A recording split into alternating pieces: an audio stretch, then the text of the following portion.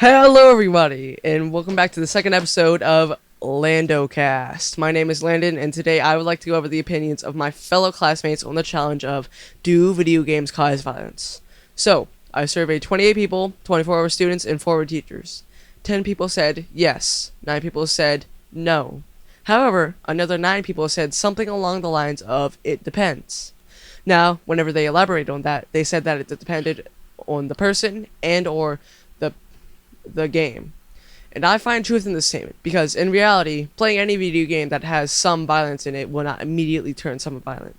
Rather, most people who display violent behaviors because of violent video games are children who have been exposed to extreme violence in video games by uncaring parents that allow them to play.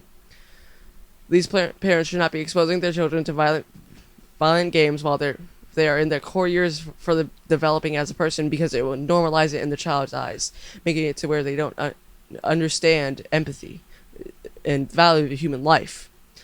According to a study from an article called What is the Psychological Effect of Violent Video Games on Children?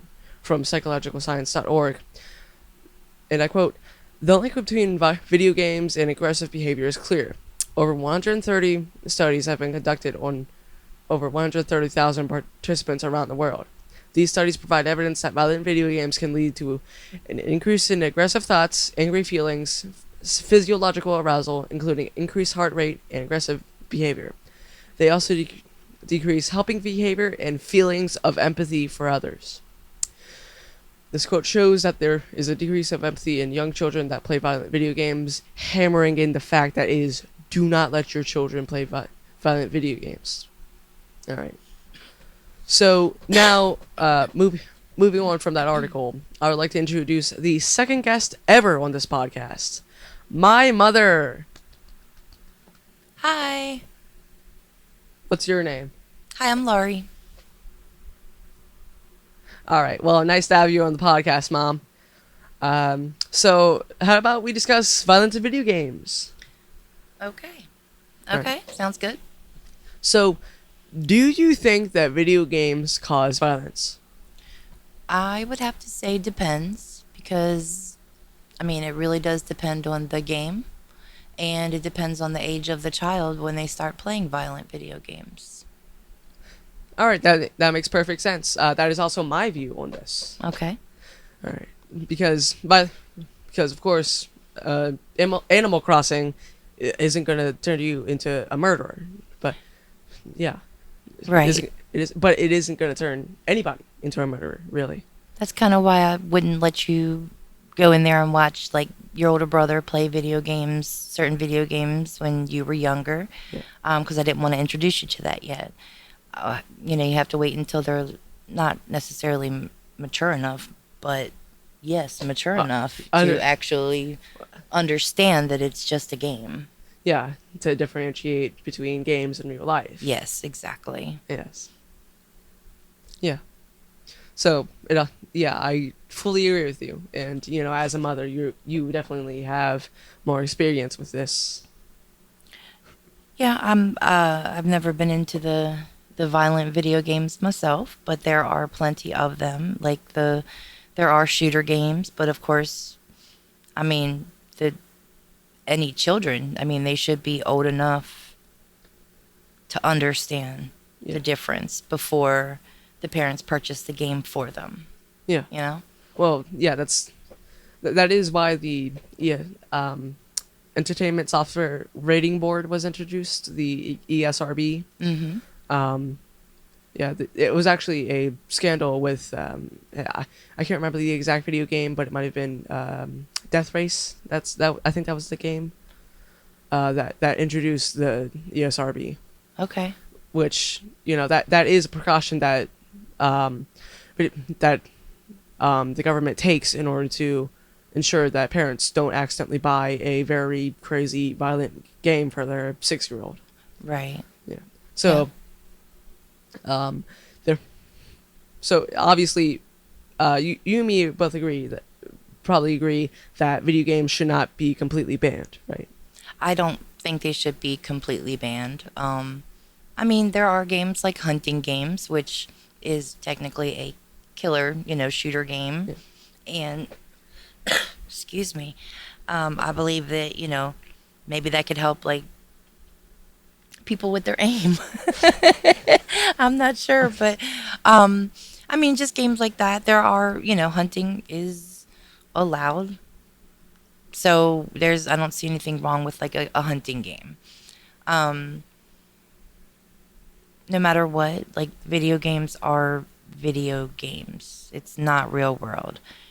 If you kill something or someone, I guess, in quotations, Yeah. in a game, you're not really taking away a life. So, do you understand my Yes, I different what I'm understand saying your there? Yeah. So, yeah, I mean, I'll always be on the it depends. It really does. So, Yeah. okay.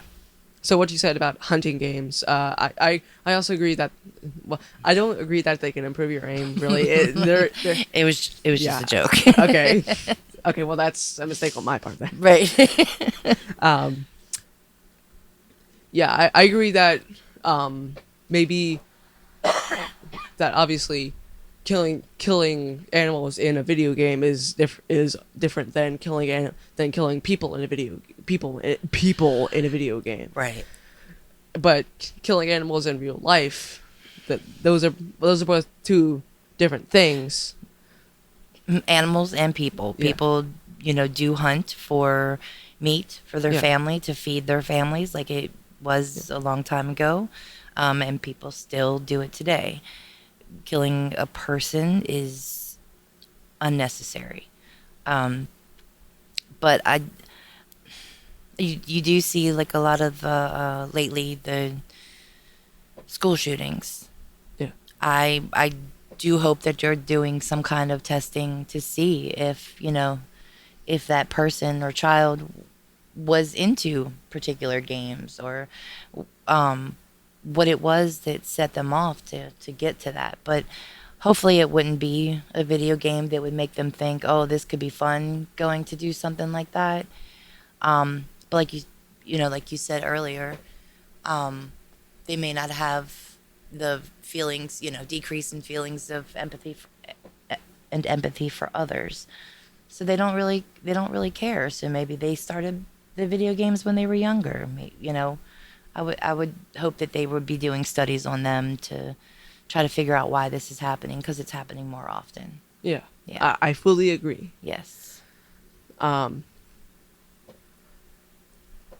so yes, the hunting games are obviously going to be different from a game like Grand Theft Auto 5. Right. Like Hunter Call of the Wild isn't going to make a child immediately violent. Hunter Call of the Wild is a hunting game.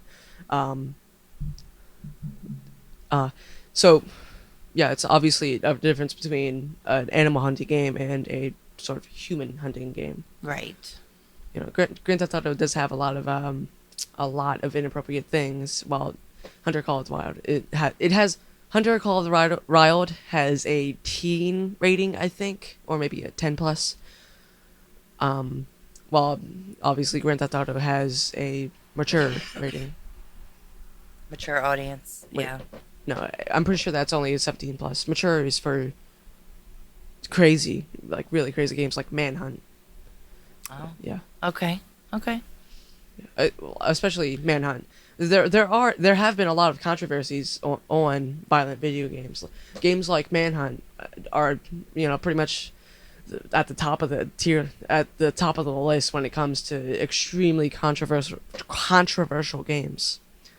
Surprisingly enough, Manhunt was also made by the same people who made Grand Theft Auto, which is Oh, wow. pretty weird coincidence. Right. They just have a real knack of controversy, knack for controversy. Yeah. As they say, all press is good press.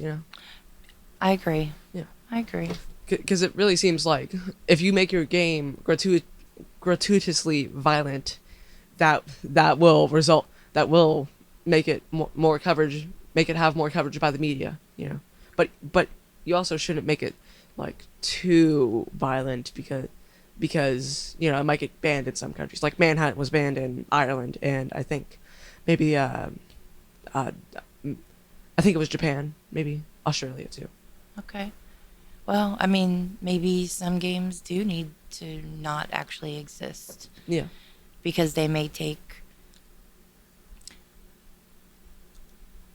the people who are playing it may take it obviously out of context and, yeah. instead of it just being a game thinking, "Hey, let's go out and try this manhunt tonight outside." You know what I mean? So, However, also Manhunt. Usually, whenever the media portrayed it as an evil murder simulator, actually, I can't really provide a source for it since I've never really played it before.